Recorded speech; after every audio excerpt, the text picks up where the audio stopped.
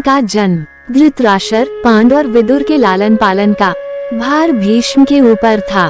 तीनों पुत्र बड़े होने पर विद्या पढ़ने भेजे गए। धृतराष्ट्र बल विद्या में, पांडु धनुर्विद्या में तथा विदुर धर्म और नीति में निपुण हुए। युवा होने पर धृतराष्ट्र अंधे होने के कारण राज्य के उत्तराधिकारी न बन सके। विदुर दासी पुत्र थे, इसलिए पांडु को ही हस्तिनापुर का राजा घोषित किया गया। भीष्म ने धृतराष्ट्र का विवाह गांधार की राजकुमारी गांधारी से कर दिया। गांधारी को जब ज्ञात हुआ कि उसका पति अंधा है तो उसने स्वयं अपनी आंखों पर पट्टी बांध ली। उन्हीं दिनों यदुवंशी राजा शूरसेन की पोषित कन्या कुंती जब सयानी हुई तो पिता ने उसे घर आए हुए महात्माओं के सेवा में लगा दिया।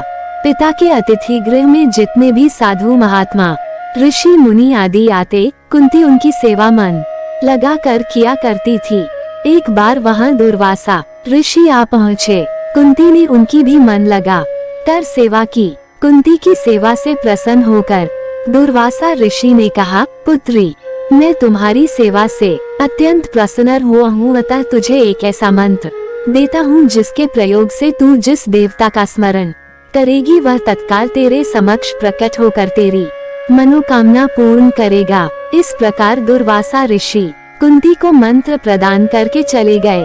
एक दिन कुंती ने उस मंत्र की सत्यता की जांच करने के लिए एकांत स्थान पर बैठकर उस मंत्र का जाप करते हुए सूर्यदेव का स्मरण किया। उसी क्षण सूर्यदेव वहां प्रकट होकर बोले, देवी, मुझे बताओ कि तुम मुझसे किस वस्तु की अभिलाषा करती हो। मैं तुम्हारी अभिलाषा अवश्य पूर्ण करूंगा। इस पर कुंती ने कहा, हे देव, मुझे आपसे किसी भी प्रकार की अभिलाषा नहीं है। मैंने तो केवल मंत्र की सत्यता परखने के लिए ही उसका जाप किया है।